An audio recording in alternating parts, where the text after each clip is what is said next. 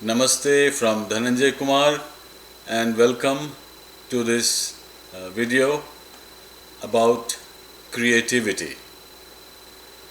In many of the videos in the past, I have talked about and commented on the idea of creativity and those are still available. You are welcome to watch them.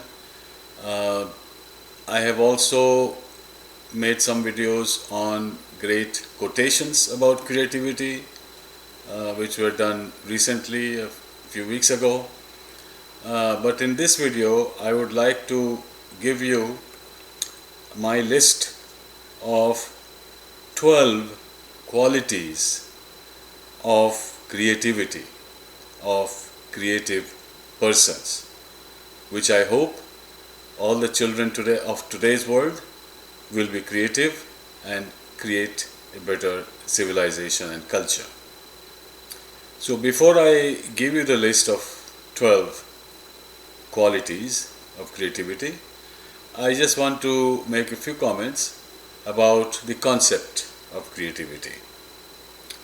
First of all change is not necessarily creative.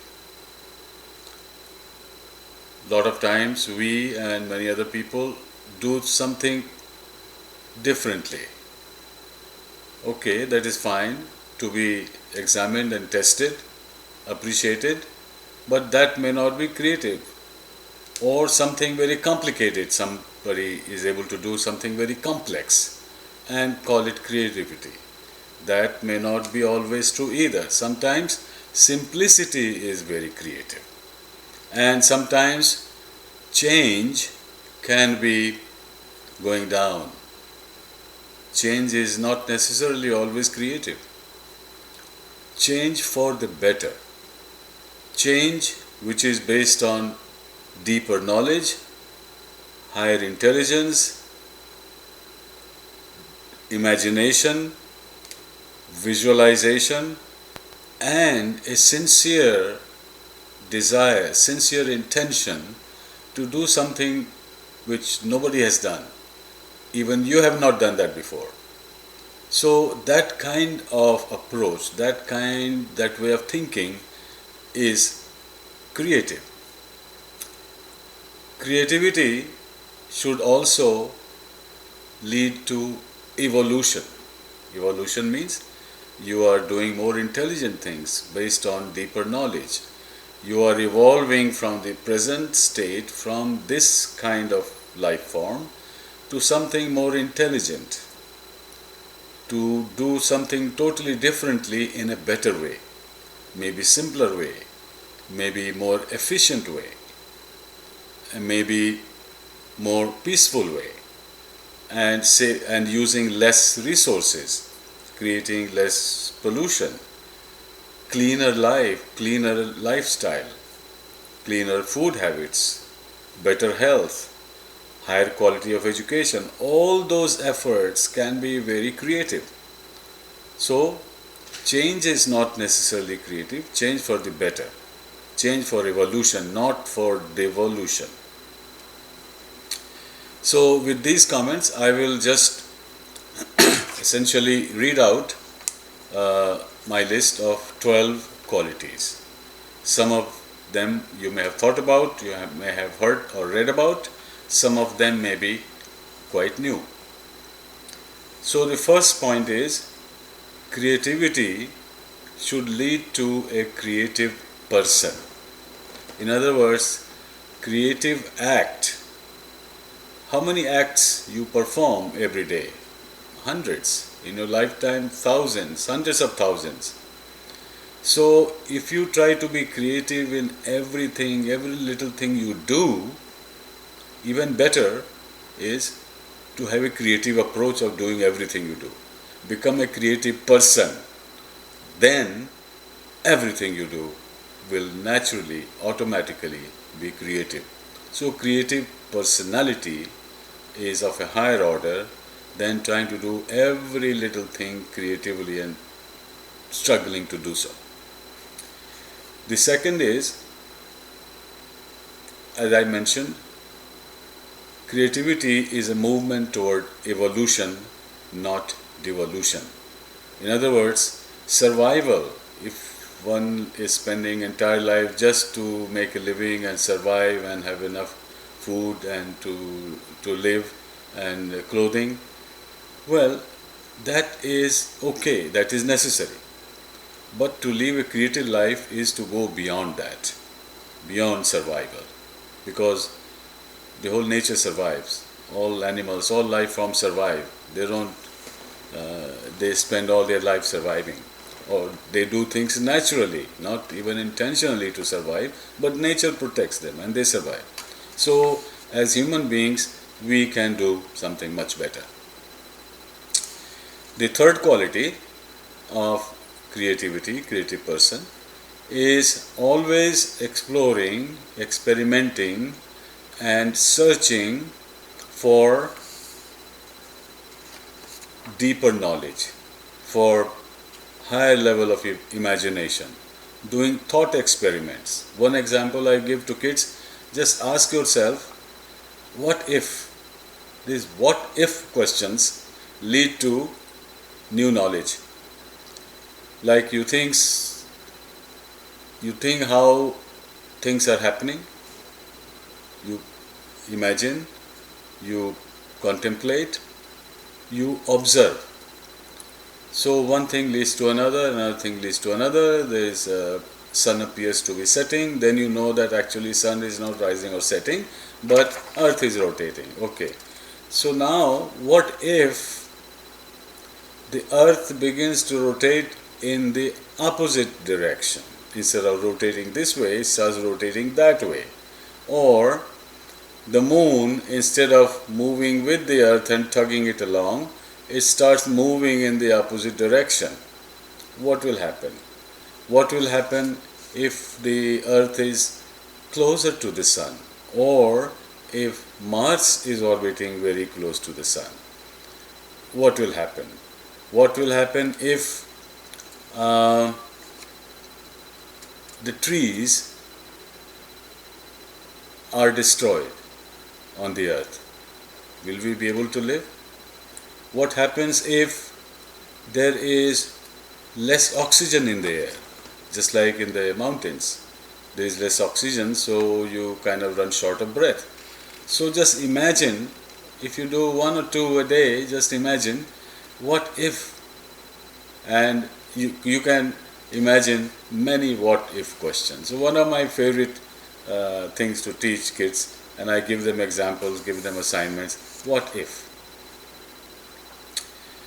The number 4 quality is problem solving and decision making techniques. In your life, all of us come across a lot of issues, problems, questions, and we try to solve it. How you solve a question and how you make decisions. Do you make impulsive decisions, uninformed decisions, or do some research and try to first develop all the options? Okay, in this situation I can do A, B, C, D, but which one is a better thing to do? That's a creative way of looking at it. Then number 5 is ask yourself not only what and how, what to do and how to do.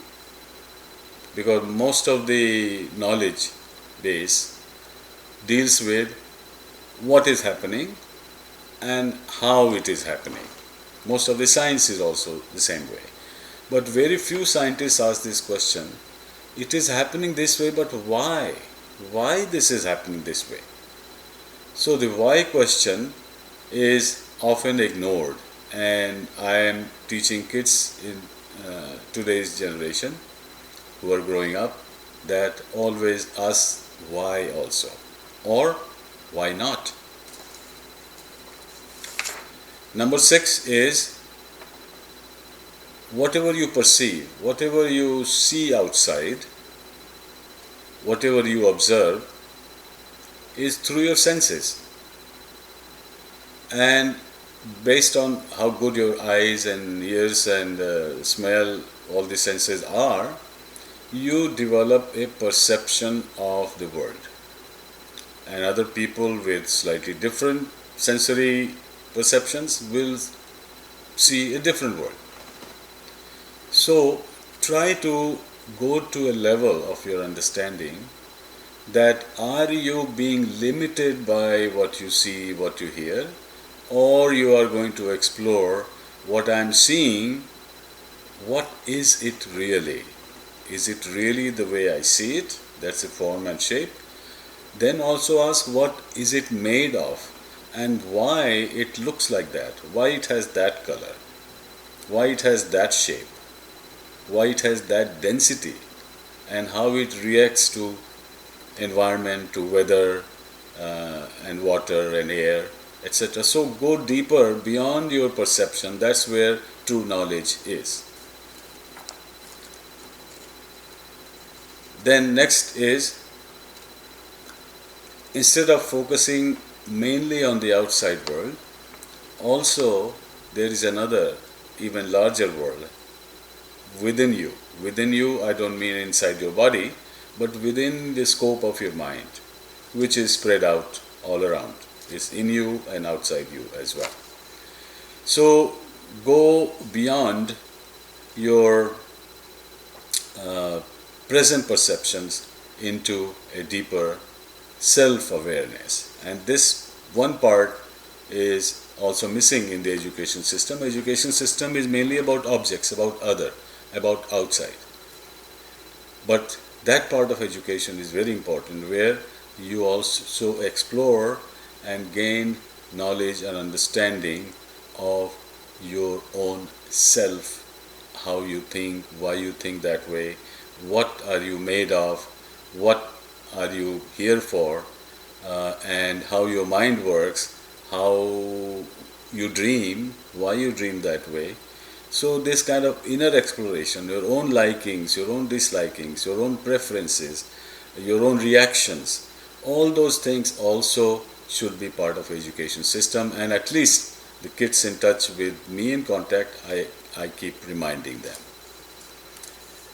Another one is explore knowledge beyond what is commonly known.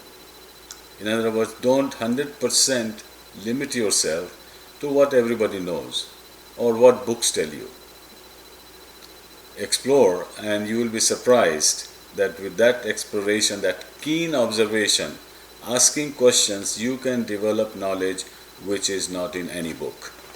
Of course, it's good to read good books, but don't limit yourself. In other words, don't box yourself in the existing knowledge. That is called a black box. Not color black, but box where some information is hidden and you are trying to find out. But once you find out, then your scope increases, but then you move from smaller box to bigger box. So just get rid of all the boxes and go to infinite knowledge and wisdom. Another quality of creativity is learn from superior role models. In other words, sometimes it's not always easy to create, discover knowledge and make inventions, which is something new. Sometimes you will have to learn, but choose your role models very carefully. Everybody that you meet in school or anywhere is not necessarily a good role model. Some of your teachers may be a good role model, but also look for in around you some ordinary person may be a good role model. A great scientist, a great teacher in history may be a good role model. You want to be like that.